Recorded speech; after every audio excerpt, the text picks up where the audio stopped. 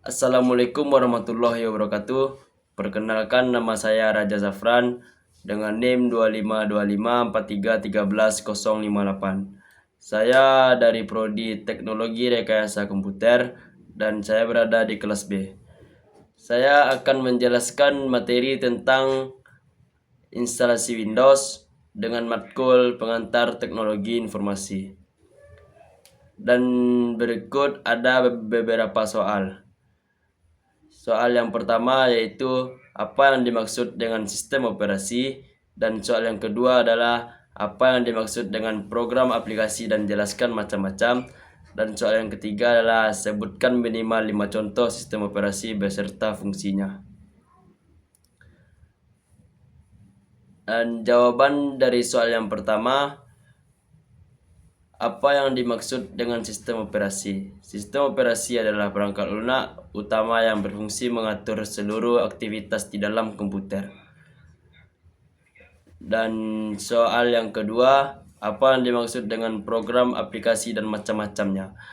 Program aplikasi adalah perangkat lunak yang dibuat untuk membantu pengguna melakukan pekerjaan tertentu sesuai kebutuhan.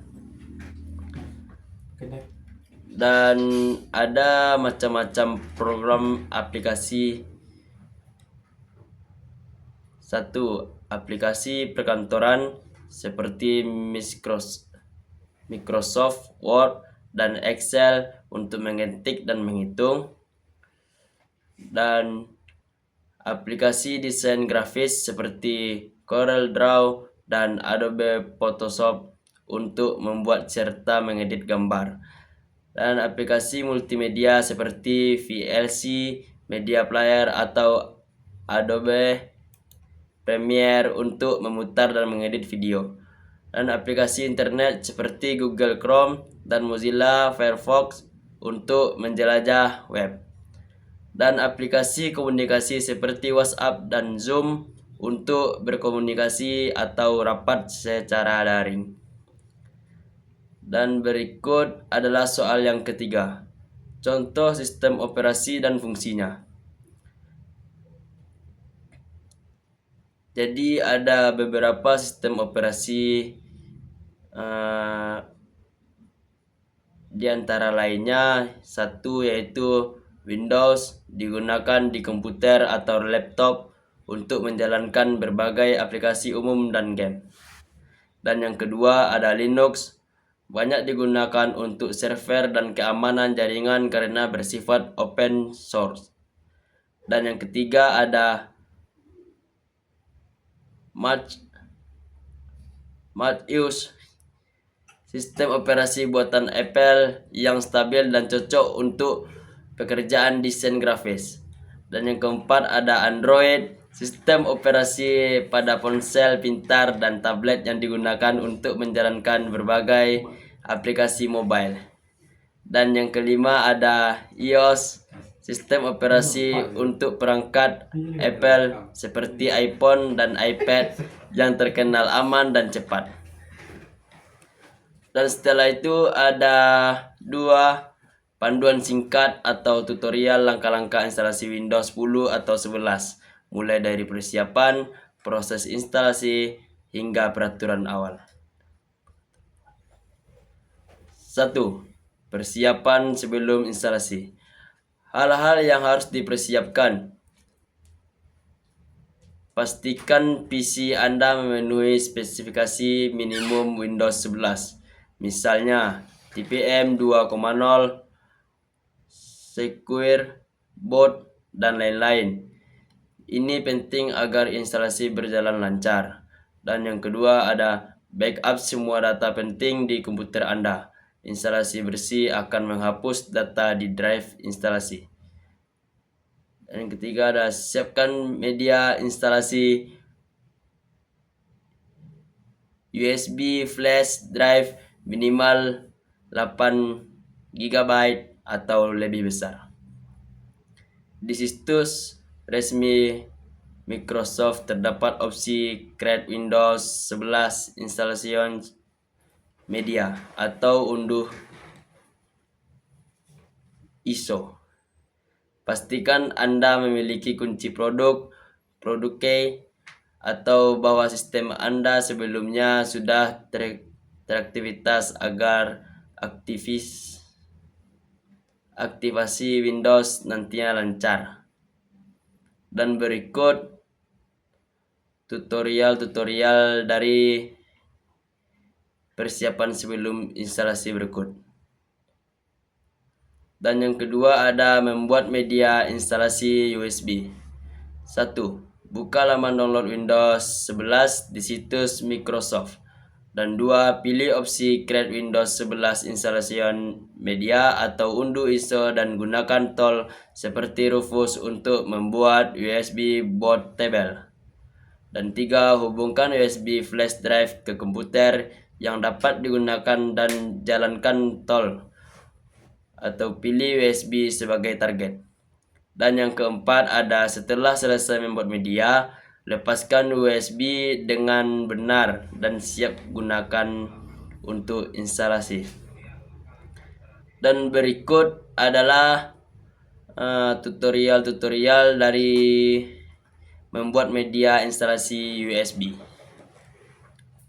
Dan yang ketiga ada boot dari USB dan mulai instalasi. 1. Colokkan USB ke komputer yang akan diinstal. 2. Nyalakan komputer, kemudian masuk ke BIOS atau UEFI atau menu boot. Atau misalnya tekan F2, ESC, Dell, tergantung merek. Pilih USB sebagai perangkat boot pertama.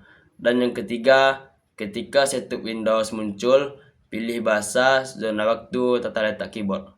Dan yang keempat, klik install now ketika muncul. Dan berikut adalah tutorial dari boot dari USB dan mulai instalasi. Dan yang keempat adalah memilih versi dan partisi. 1. Apabila diminta, masukkan produk key atau pilih I don't have a product key jika akan aktivasi nanti. Dan 2. Pilih edisi Windows atau Home, Pro, dan lain-lain sesuai lisensi yang Anda buat.